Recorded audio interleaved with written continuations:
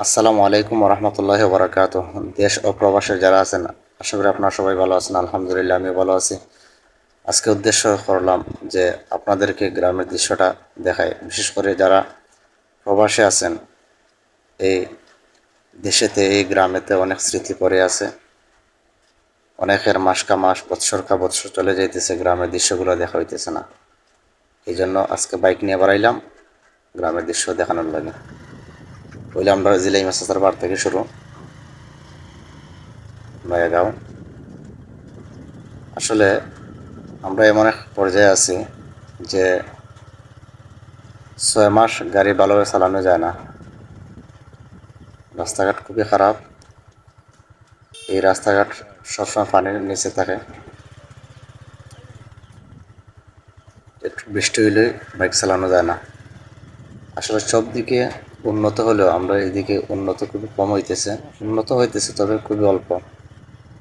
এই রাস্তাটা যদি পাকা রাস্তা হয়ে যেত, তাহলে বাজার পর্যন্ত 12 মাস মোটরসাইকেল চালানো যেত। কিন্তু এমন এক পর্যায়ে বারিশে আইলে মনেই হয় না যে আমরা যে মোটরসাইকেল চালাই এই রাস্তার দিকে। ওই যে ছোটো ছোটো বাচ্চারাও রাস্তা শুকাইয়া গেছে, লাইকে তারা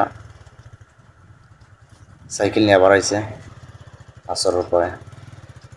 আসলে গ্রামের দৃশ্যটা আরও ভালো হইতো যদি রাস্তাটা ভালো হইতো।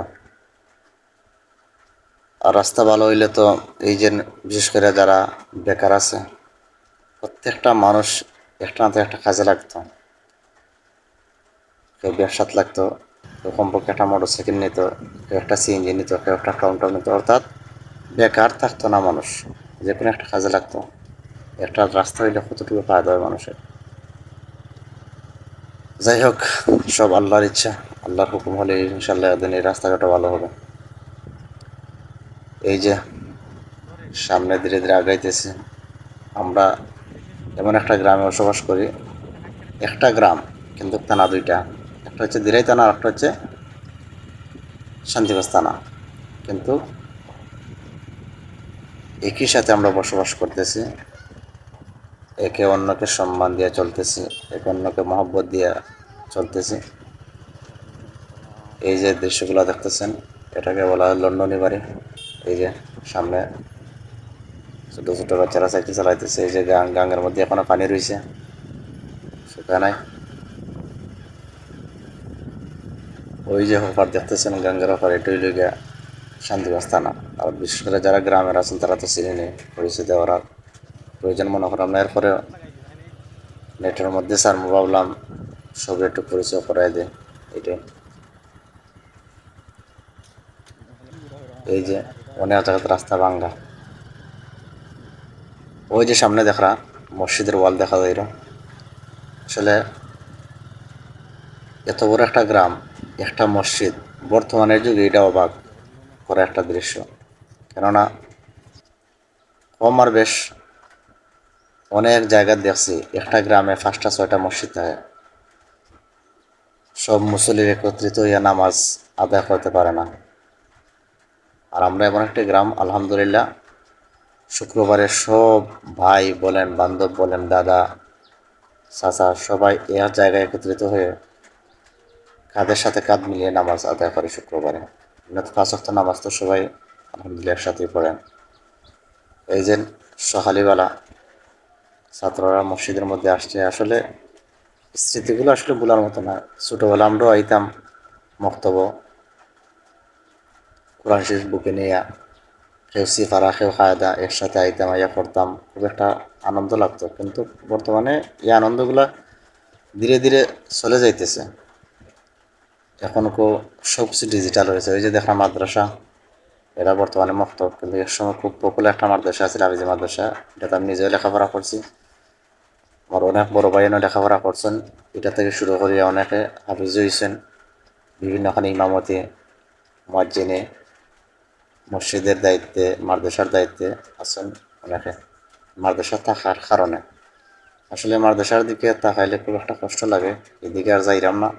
যাই হোক, এই মাদ্রাসাটা যদি আবার চালু হইতো, অথবা এই গ্রামের মধ্যে একটা মাদ্রাসা থাকতো, খুব ভালো হইতো।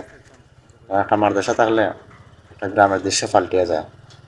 এই গ্রামের মধ্যে আল্লাহ তাআলার রহমত সুষম বর্ষিত হয়। যাই হোক, সব আল্লাহর ইচ্ছা। আল্লাহ চাইলে ভালো কিছু এই সমাজে হবে। এই যে ধীরে ধীরে আগাইতেছি। আসলে এখন গ্রামগঞ্জে মানুষ খুবই কম দেখা যায়। অনেকে টাউনের গেছেন কি, ওই যে দেখা বসবে ভাই দোকান একটা আসার পরে সব একত্রিত হন। ওই যে সামনে দেখা ভালো আছেন?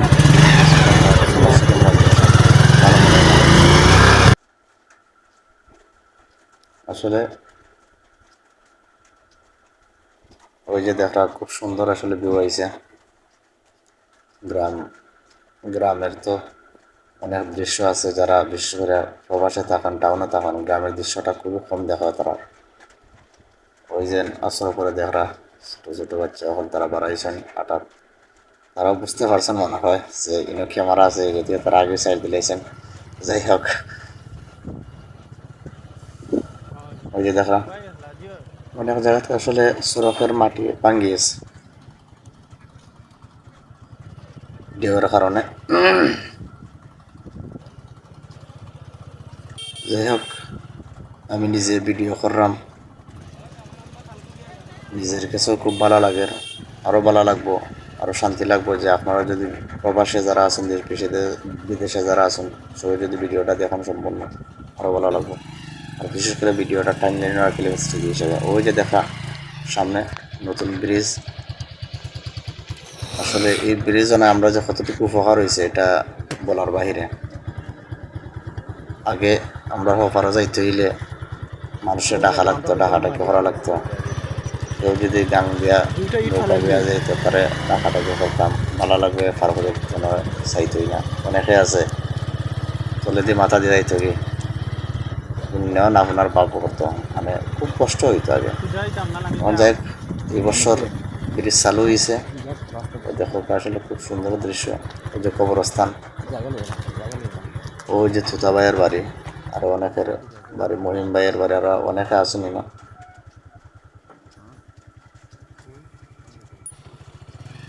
ওই যে দেখা গাং, এরপরে বিল। ওই দেখুন মোটরসাইকেল নামেন না, রাস্তার মধ্যে আটকে গেছে। আসলে আমরা যে মোটরসাইকেল চালাই খুব রিক্সের মধ্যে চালাই, বিশেষ করে যারা টাউনে চালায়। আমরা গ্রামগঞ্জ যাইয়া পারতাম না। ওই যে দেখা খুব সুন্দর ব্রিজ। আসলে গ্রামের দৃশ্যগুলা দেখার মতো নেই। ওই যে কবরস্থান, ওই যে ফুলের বাড়ি দেখা যায়, এই যে হাতের ডাইনে, এটা তো ক্ষমার বেশ সবই জানেন। এরপরেও যারা অনেকে আছেন চিনেন না গ্রাম, হাতের ডাইনে যে ইয়াটা দেখতেছেন, ওই যে মাঠ, আসলে এই মাঠের মধ্যে অনেকের স্মৃতি আছে। বিশেষ করে যারা প্রবাসে আছে, আমরা ছোটোবেলায় দেখতাম আমরা চাচা দাদা সকলতে একসাথে একত্রিত হইয়া খেলাধুলা করতাম, ফুটবল খেলা, ক্রিকেট খেলা, মানে খুব ভালো লাগতো এই দৃশ্যগুলো। আসর করে দেখতাম, ইচ্ছা জাগতো দেখার লাগে, কেননা সব সময় একত্রিত হইতা, খুব ভালো লাগতো খেলাগুলো দেখার লাগে। নিজেও মাঝে মধ্যে খেলাইতাম। এখন এই দৃশ্যগুলো দেখা যায় না, কেননা বেশিরভাগই মানুষ এখন প্রবাসে, সব সবার মতো ব্যস্ত, সব সবার রিজেক্টে তাল্লাশে। আসলে এই দৃশ্যগুলো আর আইব কিনা তাও সন্দেহ আছে। এখন যে পরিস্থিতি, কেউ সাথে মিশতে চায় না, কেউ দ্বারা কাছে যাইতে চায় না। দেখ, আল্লাহর কাছে চাই একে অন্য যেন আগের মতো চলতে পারি, আগের সুন্দর দৃশ্যগুলো মনে নেয়া, খেলাধুলা করতে পারি। ওই যে সামনে দেখা দোকান, এখনো পানি রয়েছে হাওরের মধ্যে। সেরকম অনেক জায়গায় কিন্তু গিয়ে আছিল, পানির নিচে আছিল। ওই দেখো আশপাশে দুই সাইডে পানি। আসলে খুব ভালো লাগবে যদি প্রবাস যারা আছেন, বাইরেখানে যারা আছেন, গ্রামে যাই না, খুব মন দেয়া দেখবা। আসলে আশা করি খুব আনন্দিত হইবা, কারণ আমরা যে বাইরেখানে থাকি, গ্রামের নাম শুনলেও আলাদা একটা শান্তি লাগে, আর দৃশ্য দেখলে তো আরও ভালো লাগে। আর আপনারা তো প্রবাসে আছেন, চাইলেও আপনারা আইতে পারেন না। দেশ অনেকে তো আছে বৎসর কা বৎসর চলে যাইতেছে, গ্রামে আসতেছেন না। বিশেষ করে ভিডিওটা আপনার টাইম লাইন আর কি লিখা স্মৃতি হিসাবে। ওই যে দেখো চশমার বাড়ি আমরা চিনি অনেকে, অনেকে চিনি না। আসলে গ্রামের দৃশ্য দেখার মতো নেই। বিশেষ করে এই রাস্তার মধ্যে অনেকের স্মৃতি আছে, অনেকে চলাফেরা করছেন, আজকে তারা দুনিয়ার মধ্যে নাই।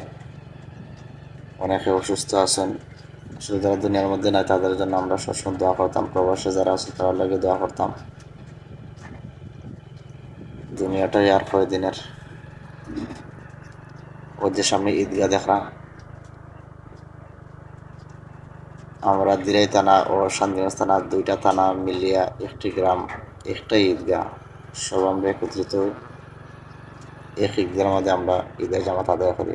এরকম দৃশ্য খুবই কম দেখা যায়। যে স্কুল দেখা, আসলে এই স্কুলের মধ্যে অনেকের স্মৃতি আছে, অনেকে লেখাপড়া করছেন, অনেকে অনেক জায়গায় চাকরি করা, অনেকে প্রবাসে আছেন।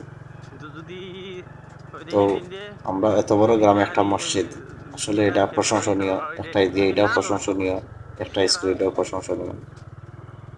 তবে আমার আশা একটা মাদ্রাসাও হবে, দিনের খেদমত হবে, এটা খুব আশাবাদী। এত সুন্দর গ্রামের দৃশ্য আরো সুন্দর হবে যদি তরবলি আইলমি হলতেরে সুযোগ কইরা দেওয়া হয়। ওই যে তার সামনে আর যাইলাম না, সামনে অনেক বড় বাঁধ। তার শহরে আপনারা সবাই ভালো লাগবে ভিডিওটা, আর বেশি বেশি করে ভিডিওটা ছড়াইয়া দিবা, নিজের গ্রামের দৃশ্যটা অন্যরা দেখা ভালো লাগে সুযোগ করিয়া দিবা। আমাদের আসসালামু আলাইকুম রহমতুল্লাহ।